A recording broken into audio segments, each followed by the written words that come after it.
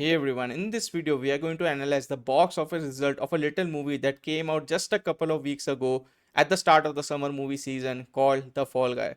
Now the movie is anything but little, guys. It had a budget of close to $150 million. That means that it had to make close to $300 million to break even. That's what we do with these high budget movies. We usually multiply the budget by at least 2 and we check how much it made. So it needs close to $300 million to break even. How much does it stand right now at the worldwide box office? Only $110 million. It still needs close to $200 million more to break even.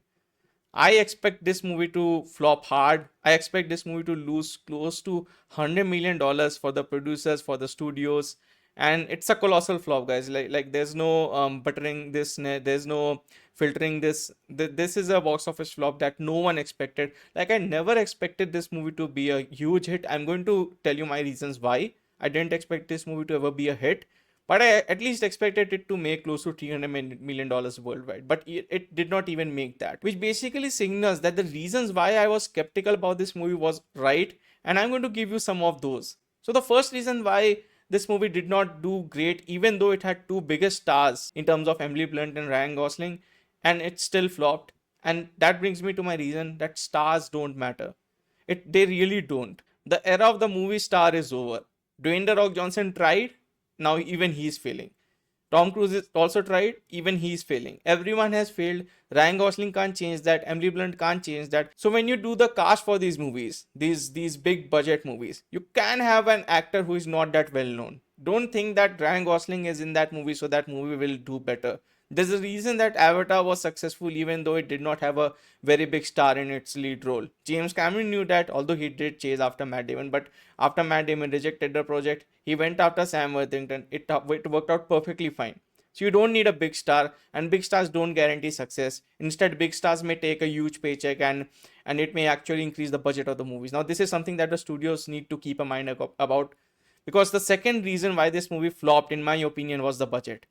You can't make $100 to $150 million movie nowadays, guys. You just can't, unless it's some Marvel movie, it's a big IP. If you make a movie that has a budget of over $100 million, it could be maybe an animated movie, because those movies usually make a lot of money at the box office. There's a lot of repeat value. So a movie like Garfield or a movie like If, those movies can cost close to $100 million. But a simple action movie which has no hook or anything special in it, like The Fall Guy, it's harmless fun, guys. Nothing wrong with the movie, but I haven't read a single review that has said that said that the movie was extraordinary. That said that you need to go out and see this movie. So that brings me to the third reason. Actually, the movie does not have a hook or anything. When I watched the trailer, I liked the trailer. I love the chemistry between the two leads. I thought it was harmless fun. Harmless fun is not enough to get people to buy popcorn at a movie theater. It's not enough to get people into the movie theater. And this movie proves that, and any movie that comes out in the future will also prove that. Now, why do mediocre or fun movies like Godzilla X Kong work? Because it's a huge IP. People don't go out to Godzilla X Kong to see a meaningful movie. They want Godzilla and Kong to fight and tear cities apart. That's the reason that movie is a hit. It basically invites fans of that particular IP to come and watch that movie and have fun with that movie. You have to target a particular audience. You can't target everyone. Make just a harmless fun movie and expect everyone to show up. You need an X Factor. You need a Taylor Swift. You need a good hook. You need a plot. You need something in the trailer that basically makes you more curious towards the movie than just harmless fun. Again, harmless fun won't get you box office results. No, not in 2024, guys. Definitely not.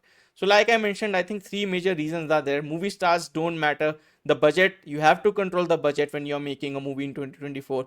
And the third and the most important, I think, is you need to have a hook in your movie, which means either it has to be an IP that brings in guaranteed people to watch that movie, and if that movie is good, other people will also come. You need an IP. I know that The Fall Guy was technically a remake, but very few people watched that show which the movie was based on.